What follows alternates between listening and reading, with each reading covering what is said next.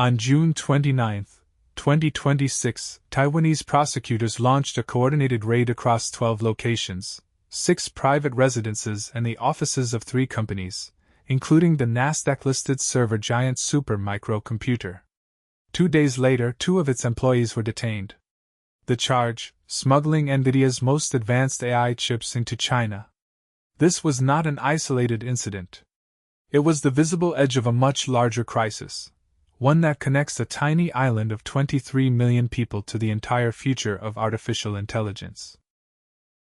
To understand why this raid matters, you need to understand what Taiwan actually is. It is not just another exporter. Taiwan Semiconductor Manufacturing Company, TSMC, produces roughly 90% of the world's most advanced semiconductors.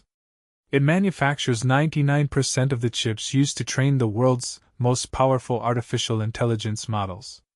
Every major AI breakthrough of the last decade, every large language model, every autonomous system, runs on silicon that passed through a handful of factories on this single island. If that supply chain breaks, the global AI industry does not slow down. It stops. Since 2022, the United States has banned the export of advanced Nvidia chips to China without special government approval, aiming to prevent Beijing from using them to accelerate military and surveillance technology. China's domestic alternative, Huawei's chips, cannot match Nvidia's performance at scale. The result is a black market. Chinese companies are willing to pay enormous premiums, sometimes triple the retail price, for smuggled Nvidia hardware. That price gap is the engine driving this entire smuggling crisis. Wherever a legal wall exists between enormous demand and restricted supply, someone builds a tunnel underneath it. In March 2026, U.S. prosecutors charged Supermicro's own co-founder, Yishian Lao, along with 2 others, in a scheme that allegedly diverted roughly $2.5 billion in Nvidia-equipped servers to China. The method was deceptively simple. Servers were shipped to intermediary companies in Southeast Asia, nations with looser export enforcement, repackaged or rerouted, and then moved onward into China. On paper, the destination looked legitimate. In reality, the hardware ended up powering Chinese AI development the United States had explicitly tried to block. Here is what makes this story so uncomfortable for Taiwan. Under current Taiwanese law, exporting AI chips to China without authorization is not, by itself, a crime. Prosecutors in the Supermicro case had to build their charges around forgery and breach of trust, falsifying documents, rather than the smuggling itself. Taiwan's government has said it is now considering tighter export controls specifically to close this gap and align with U.S. restrictions. But for years, the absence of a clear domestic law made Taiwan an easier transit point than it should have been for hardware that both Washington and Taipei agree should never reach Beijing. Against this backdrop, Washington has been pushing an entirely different kind of leverage.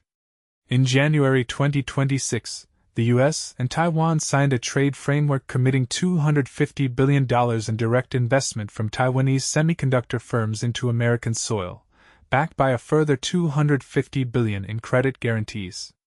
TSMC alone has pledged to expand its U.S. manufacturing commitment to $165 billion. The goal, according to U.S. Commerce Secretary Howard Lutnick, is explicit: move 40% of Taiwan's semiconductor supply chain onto American soil. Taiwan's Vice Premier Ching Li-Chian did not mince words. She called the 40% relocation target impossible. The reasoning is not political stubbornness, it is physics and economics. Taiwan's semiconductor ecosystem is not just factories. It is thousands of interdependent suppliers, decades of specialized engineering talent, and a manufacturing culture that cannot be transplanted overnight. The United States faces labor shortages and dramatically higher construction and operating costs. Even TSMC's own American facilities depend on Taiwanese engineers flown in to solve problems no local workforce has yet been trained to handle. For decades, Taiwan's dominance in chip manufacturing has been called its silicon shield, the theory that the world's dependence on Taiwanese chips would deter China from ever risking military action against the island, because a war would cripple the entire global economy. But this same shield is now being tested from multiple directions. The smuggling scandal proves Chinese access to advanced chips is happening despite the rules. The U.S. pressure to relocate production shows Washington's confidence in the shield is not absolute either. Taiwan is caught in the middle of the world's most consequential supply chain negotiation, with no fully credible replacement waiting in the wings. Caught in the middle of all this is Nvidia itself. After months of industry lobbying, the Trump administration approved limited sales of Nvidia's H200 chips to China in 2026, but capped Chinese shipments at 50% of domestic U.S. sales volume, and added a 25% tariff. Every China-bound chip must now be routed through the United States for third-party verification before delivery. Then, in a stunning twist, Chinese customs authorities told domestic companies not to buy the H200 at all, citing national security concerns of their own. Nvidia now sits in an extraordinary position, authorized to sell chips that China's own government is discouraging its companies from buying. So where does this leave us? Taiwan is tightening its laws, but the smuggling networks the raids exposed show how deep the incentive runs.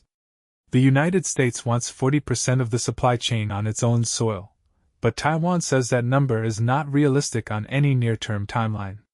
China is being simultaneously restricted by American export controls and discouraged by its own government from relying on the chips it can still legally obtain. Every actor in this story wants control over the same scarce resource, and none of them can fully get it. The chip war is not a future risk. It is already being fought, in courtrooms, in trade negotiations, and in the quiet paperwork of servers crossing borders they were never supposed to cross.